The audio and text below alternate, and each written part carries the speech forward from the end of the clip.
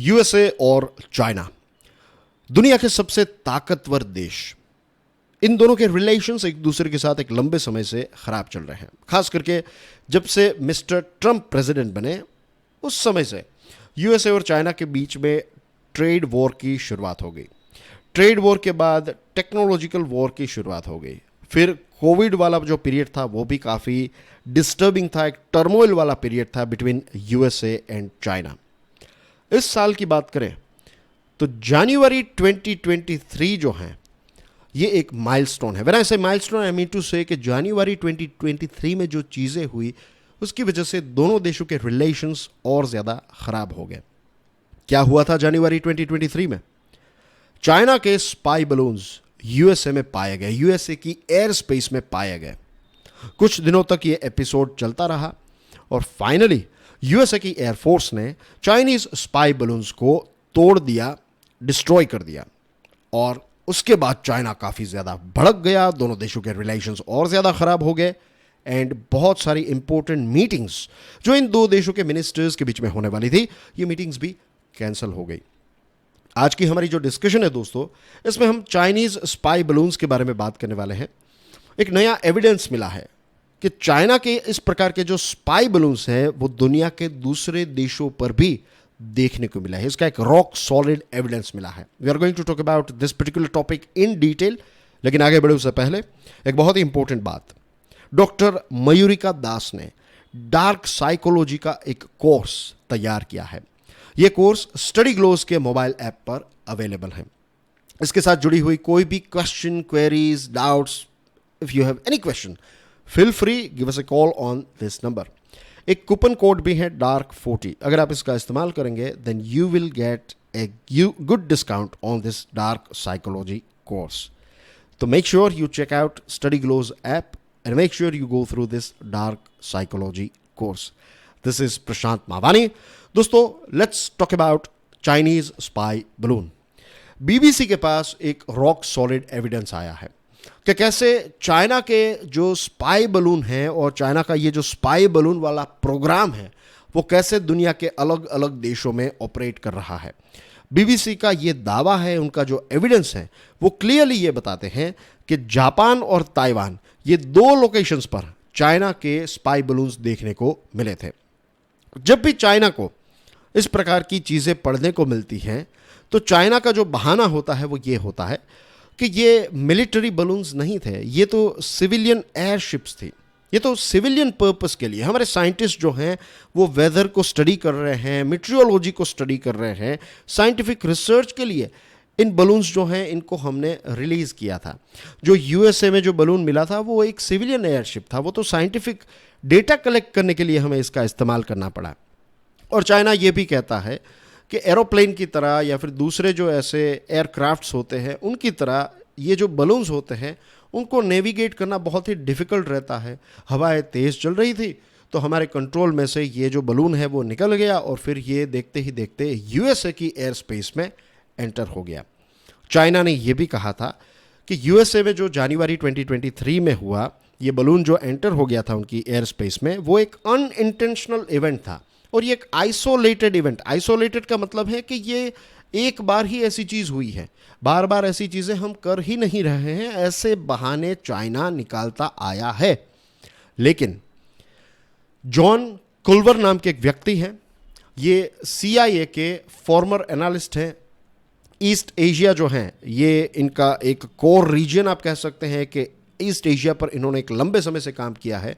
और जॉन जो हैं वो कहते हैं कि ये कोई ऐसा वन ऑफ इवेंट नहीं है। वन ऑफ का मतलब है कि एक बार होने वाली चीज़ नहीं है।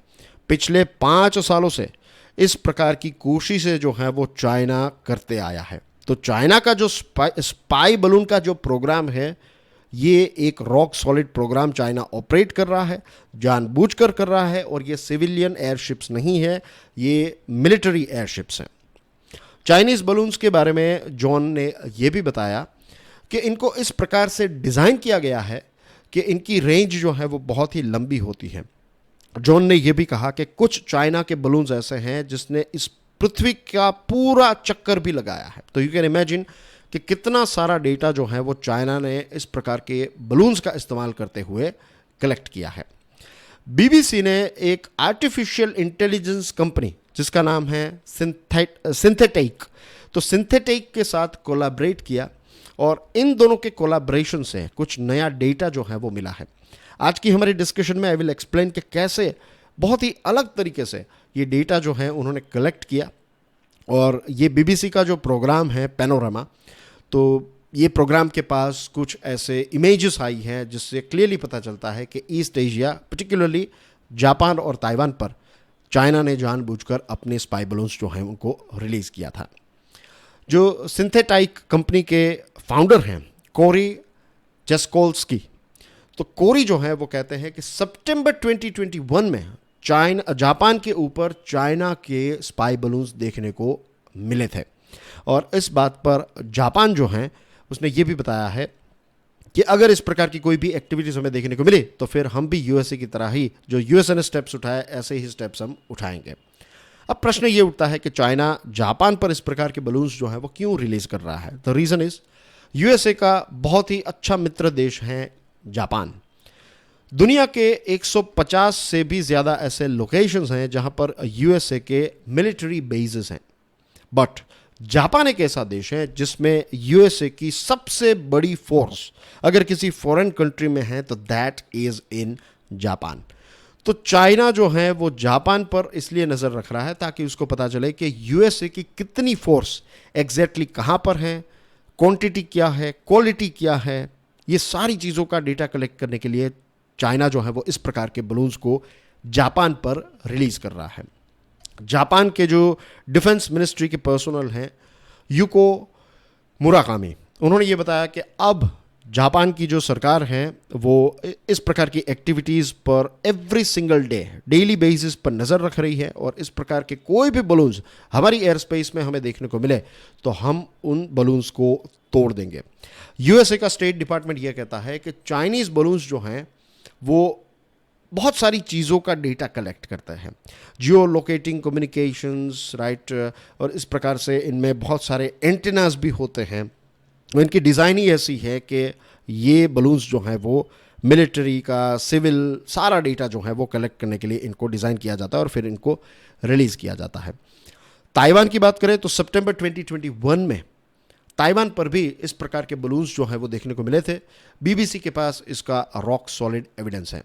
नाउ लेट्स टॉक अबाउट कि बीबीसी ने ये डेटा जो है वो कैसे कलेक्ट किया। बहुत ही स्मार्ट तरीके से। सबसे पहले इनकी जो टीम थी उन्होंने सोशल मीडिया को एनालाइज किया कि क्या सितंबर 2021 के आसपास, या फिर इन जनरल उन्होंने एक लंबा समय लिया था लेकिन फिर फाइनली वो सितंबर 2021 तक पहुंच गए। तो सोशल मीडिया पर क्या किसी ने कोई फोटोज़ शेयर किए हैं, क्या सोशल मीडिया पर स्पाई बलून्स की बातचीत चल रही है, थिंग्स लाइक दैट। तो उनके पास कुछ एविडेंस आया कि ताइवान के कुछ यूज़र्स जो हैं उन्होंने सोशल मीडिया पर ऐसे फ़ोटोज़ डाले थे स्पाई बलून्स के। फिर ये जो कंपनी है बीबीसी और जो ये आर्टिफिशियल इंटेलिजेंस वाली कंपनी, उन्होंने जो ताइवान का वेदर डिपार्टमेंट है उनका डेटा कलेक्ट किया और फिर सैटेलाइट इमेजेस जो हैं उनको भी कलेक्ट किया। फिर ये तीनों चीज़ों को आर्टिफिशियल इंटेलिजेंस अपना जो एक उनका सॉफ्टवेयर है उसमें ये रन किया, ये पूरा डेटा जो है उसमें फीड करके उसको प्रोसेस किया और उसके बाद विद इन 90 सेकेंड्स उनके पास ये डेटा आ गया, उनके पास फोटोज़ आ गए, उनके पास एविडेंस आ गया कि सितंबर 2021 में ताइवान पर चाइना के स्पाई बलून्स थे। अब चाइना जो है वो एक लंबे समय से ताइवान को टेक ओवर करना चाहता है, ज़बरदस्ती जो है वो ताइवान को छीन लेना चाहता है। और लास्ट ईयर चाइना ने एक फुल स्केल ड्रिल भी तैयार की थी। ड्रिल इन द सेंस कि उन्होंने एक मॉक ड्रिल की थी, एक प्रकार का रिहर्सल किया था कि अगर ताइवान को हड़प लेना है तो कैसे हम उस पर अटैक करेंगे, किस किस जगहों से अटैक होंगे और किन मशीनरीज का इस्तेमाल करेंगे, इक्विपमेंट्स का इस्तेमाल करेंगे एंड थिंग्स लाइक दैट। लेकिन अभी तक चाइना ने अटैक नहीं किया। उसके पीछे मेन रीज़न है यूएसए, क्योंकि यूएसए ने ये कसम खाई है कि अगर ताइवान पर चाइना अटैक करेगा तो यूएसए जो है वो ताइवान को डिफेंड करने के लिए हमेशा खड़ा रहेगा। मिस्टर जैकोल्स्की जो हैं उन्होंने ये भी बताया कि जो स्पाई बलून्स यूएसए में पाए गए थे उनकी जो साइज़ थी, उनका जो डायमीटर था, जिस अल्टीट्यूड यानी कि जितनी ऊंचाई पर ये स्पाई बलून्स उड़ रहे थे यूएसए की एयर स्पेस में, उतनी ही ऊंचाई में उतने ही डायमीटर वाले बलून्स जो हैं वो जापान और ताइवान पर भी देखने को मिले हैं। जेस्कोल्स्की ने यह भी बताया कि ये जो सर्वेलेंस बलून्स होते हैं ये बहुत बड़े होते हैं। जो रेगुलर हमारी बसेस होती है ना, बस, तो ऐसी 2-3 बसेस मिला ले इतने बड़े ये बलून होते हैं और इनमें बहुत ही सोफिस्टिकेटेड इक्विपमेंट का इस्तेमाल किया जाता है ताकि एक पर्टिकुलर एरिया का बहुत सारा ह्यूज अमाउंट में डेटा जो है वो कलेक्ट किया जा सके। अब ये सारी बातों का, क्योंकि बीबीसी जो है वो यूके बेस्ड है, तो चाइना की जो एम्बेसी लंदन में है उन्होंने क्या किया, उन्होंने एक स्टेटमेंट ये दिया कि हम इस प्रकार की एक्टिविटीज़ नहीं करते हैं, ये तो यूएसए है जो इस प्रकार की एक्टिविटीज़ करता है। यूएसए एक लंबे समय से हाई अल्टीट्यूड बलून्स हमारे चाइना की एयर स्पेस में एंटर कर रहा है, हमारा डेटा कलेक्ट कर रहा है, और इस प्रकार के बहानेबाजी जो है वो चाइना ने की। चाइनीज़ एम्बेसी को इतनी भी शर्म नहीं आई और उन्होंने ये भी कहा कि चाइना एक रिस्पॉन्सिबल देश है, इंटरनेशनल लॉज को फॉलो करने वाला देश है। इस प्रकार के स्टेटमेंट्स जो हैं वो चाइना ने दिए। फिलीपाइंस की सरकार जो है वो आई एम श्योर ये चाइनीज़ एम्बेसी के स्टेटमेंट्स को पढ़ेगी और उनको बहुत ही हंसी आएगी, क्योंकि उनक्लोज के जो लॉज हैं UNCLOS, अब ये क्या है ये आप रिसर्च कर लीजिएगा, आज की हमारे डिस्कशन का पार्ट नहीं है उनक्लोज। लेकिन जो साउथ चाइना सी है, तो यहाँ पर एक इंटरनेशनल जो केस किया था फिलीपाइंस ने चाइना पर, तो ये केस फिलीपाइंस जीत गया था और कोर्ट का आदेश ये आया था कि चाइना जो है वो उनक्लोज के रूल्स एंड रेगुलेशंस को फॉलो करें। तब चाइना ने क्या किया था पता है?